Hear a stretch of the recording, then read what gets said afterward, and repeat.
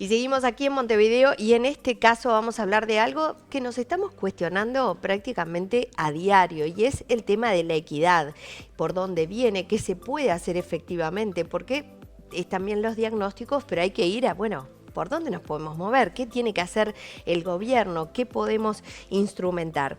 Se presentó un informe, un estudio, Estructura Tributaria en Uruguay, la fuente de financiamiento del Estado y su efecto redistributivo, que fue realizado por el Instituto de Economía de la Facultad de Ciencias Económicas y Administración de la UDELAR, en el que se plantea que el sistema tributario uruguayo mantiene un efecto redistributivo moderado y que es necesario revisar su diseño para fortalecer tanto la capacidad recaudatoria como su impacto en la equidad. Y este es uno de los grandes temas que tenemos y para eso recibimos a uno de sus autores, Fernando Isabela, que es economista y que ha sido parte de este equipo que ha presentado este profundo informe, este detallado informe largo, sobre por lo menos. extenso, no sé si profundo, pero y sobre todo sobre dos elementos, y corregime, hay dos grandes elementos, IRPF e IVA. Por ejemplo, porque obviamente estamos mirando tributos. Bienvenido y contanos, por supuesto, qué los llevó a hacer este estudio y cuáles son los principales hallazgos para que después podamos ir desgranando en detalle. Bueno, primero muchas gracias por la invitación. Bienvenido. Muchas gracias. Siempre es un gusto intercambiar a través de los medios para que la gente en general sepa un poco lo que hacemos, que nos dedicamos a la investigación. El informe trata de un tema que es central en el debate cotidiano de la gente, que es la carga tributaria, la presión fiscal, si pagamos muchos impuestos o pocos impuestos y cómo se distribuye esa carga de impuestos, ¿no? Típicamente el sistema tributario tiene dos objetivos fundamentales que a veces están en tensión. El primero es recaudatorio. Los impuestos existen fundamentalmente para que el Estado recaude recursos con lo que financiar los servicios públicos, ¿no? Ese es el primer objetivo.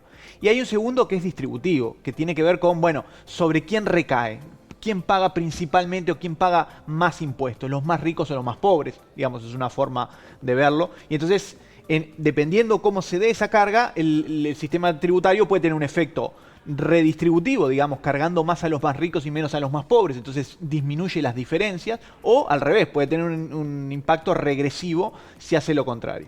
Entonces, el objetivo era un poco ese, y lo que hicimos fue como tres grandes partes. En primer lugar, comparar cuánto es la carga tributaria de Uruguay con otros países, ¿no? Está esta cuestión muy general y muy repetida de la carga tributaria en Uruguay es altísima.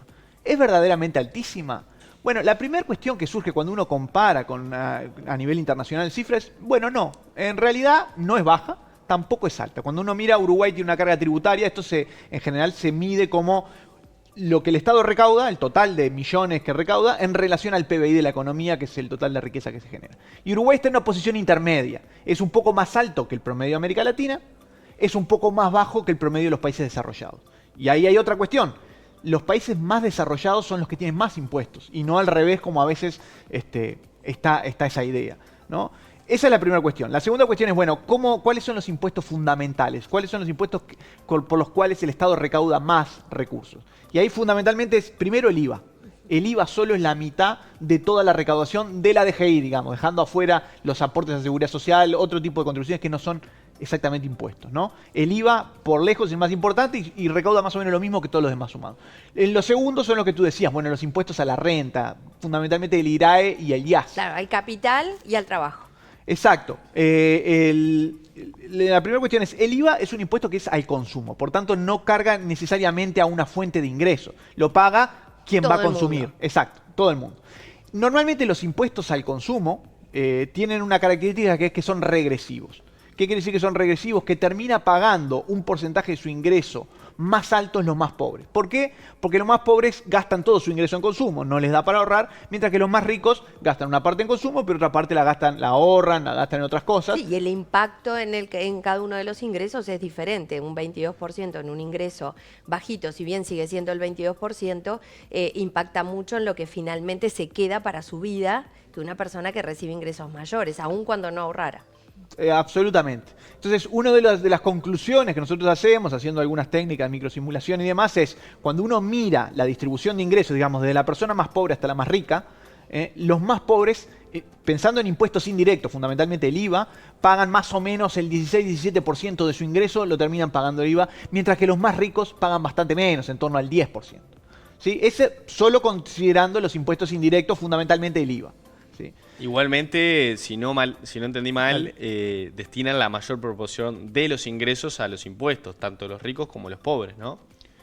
A los impuestos Por lo menos indirectos. se forma una forma, Exacto. una U, ¿no? Una La forma especie de U quiere decir, exacto, pero eso es contando todos los impuestos. Ajá. Los indirectos como el IVA, pero también los directos. Cuando uno solo se concentra en los impuestos indirectos, el IVA es el más importante, también el IMESI, pasa esto, que es los más pobres pagan un porcentaje mayor, y a medida que uno avanza en la distribución de ingresos, los más ricos terminan pagando menos. Ahí va.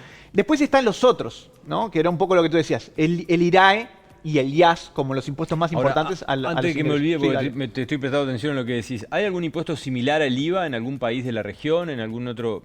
Sí, el IVA es un impuesto casi universal. En Casi todos universal. lados hay. En pocos lugares es tan alto como en Uruguay, ¿no? En Sí. Uruguay tenemos una tasa básica de 22% de IVA. Y una Salvo el mínima 10 para del 10 algunos. de algunos pocos productos. En general, existen casi todos lados, pero en general es mucho más bajo. Por decirte, no sé, en Estados Unidos depende de los estados, pero es entre el 4 y el 10%.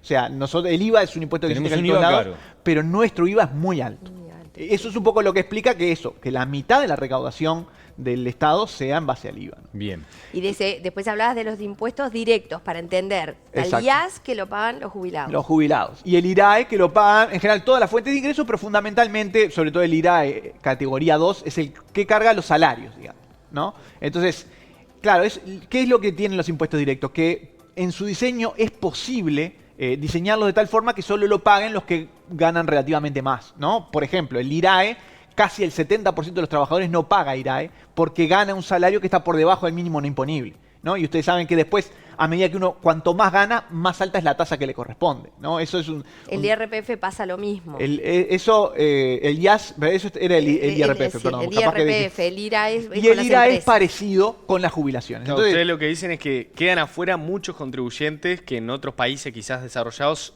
sí están aportando. sí, esa es una característica del sistema uruguayo, que los impuestos a los ingresos, a la renta, solo cargan, digamos, a los 2 deciles superiores, a la gente en la distribución del ingreso, ingresos relativamente altos. Esto no quiere decir que carguen a los millonarios, ¿no? Porque a veces está esta cuestión, Es en que realidad estamos hablando... se frena en un punto, ¿no? Se carga a partir de un punto, pero también llega un momento en donde si se gana más, tampoco es que se paga más. Bueno, ¿no? sí por IRAE y por IAS. Lo que pasa es que cuando uno va a los muy, muy ricos, digamos el 0,5% de la población más rica, en general esas personas, sus ingresos no son ni por salarios ni por jubilaciones, son por ejemplo por ganancias, por acciones de empresas. Y ahí corre otro tipo de impuestos que en general son más bajos.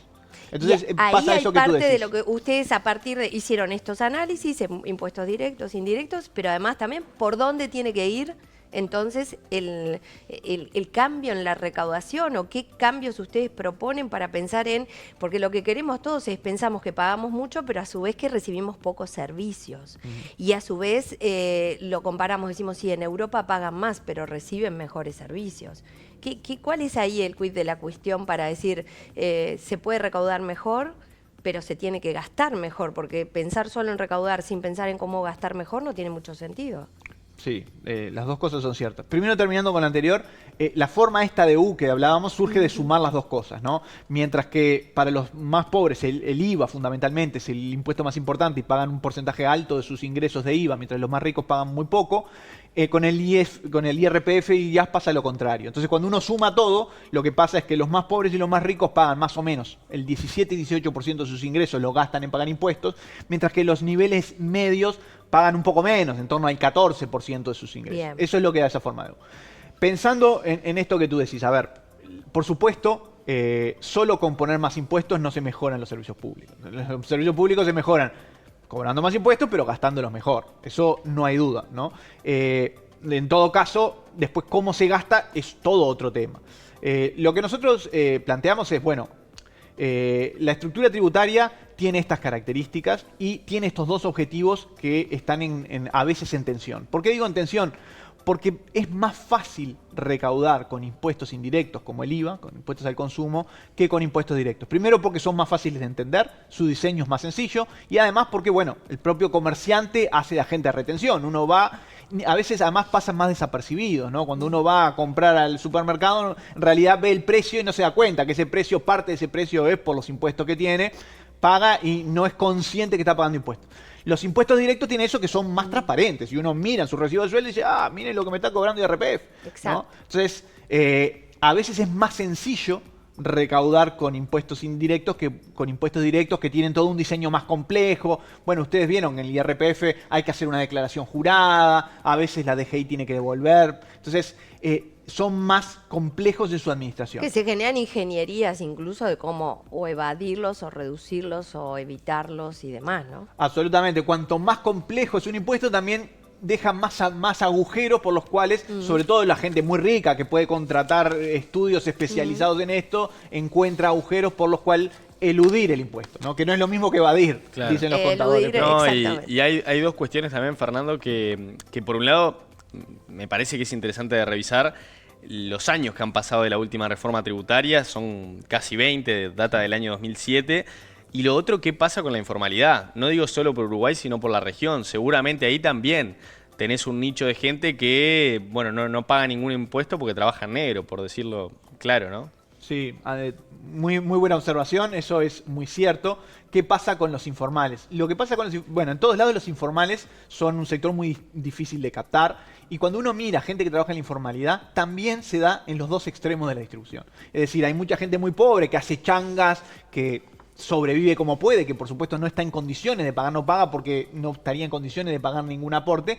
También hay, y cada vez más con esto de las posibilidades de trabajo remoto y demás, gente de muy altos ingresos que también está informal. Es decir, hoy tú trabajás para una empresa internacional desde tu casa y solo si querés podés formalizarte y pagar, pero si no querés, difícilmente la DGI se entere, el BPS se entere. Y Entonces, te agrego una cosa sí. más, y quienes exportan esos servicios, como pasa en el área de software, pero también pasa en otros ámbitos laborales, no tienen que pagar el IVA, es exportación de servicios, con lo cual también ahí baja la recaudación. Sí, De importes muy grandes. Las exportaciones de servicios están exoneradas de IVA, pero esas personas por lo menos deberían pagar primero aportes a la seguridad social Deberían pagar eso. y deberían pagar IRPF.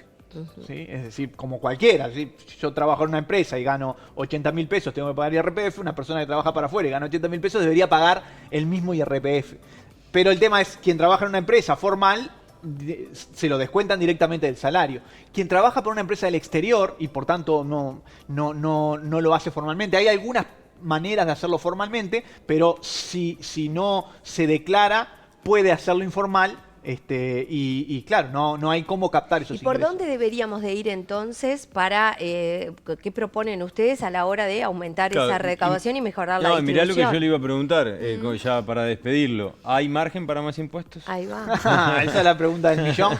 Esa es una respuesta que se la tenés que hacer a los políticos. Yo lo que te puedo decir es, cuando uno compara la carga tributaria en Uruguay, empezamos con el principio, con otros países, no es un país de carga tributaria alta, tampoco es un país de carga tributaria baja. O sea, no es cuestión de decir, tranquilamente podemos aumentar los impuestos, no es cierto. En general, lo que se hace es medir la carga tributaria en relación al nivel de desarrollo y en Uruguay está bastante adecuado. Es decir, Bueno, pero ¿en dónde, a quién o a qué podemos entonces recargarle y por dónde tendremos Bueno. que distribuir mejor? Sabemos que nos quedan poquitos minutos, pero bueno. A ver, esa es una respuesta, es una pregunta cuya respuesta no es exclusivamente técnica, también es política. ¿Por qué? Claro. Porque también depende de los principios que uno considere más importantes. Si lo más importante es no afectar negativamente la distribución del ingreso, tener una distribución equitativa, lo lógico sería aumentar impuestos, si hubiera que aumentar impuestos a los sectores de más altos ingresos. Y esto puede ser, bueno, o a las franjas más altas de IRPF y IAS, o otros impuestos como impuestos a los dividendos, ¿no? Las personas que tienen acciones de empresa, o los impuestos a los intereses, el IRPF categoría 1, ¿sí? que grava otros tipos de ingresos, ¿no?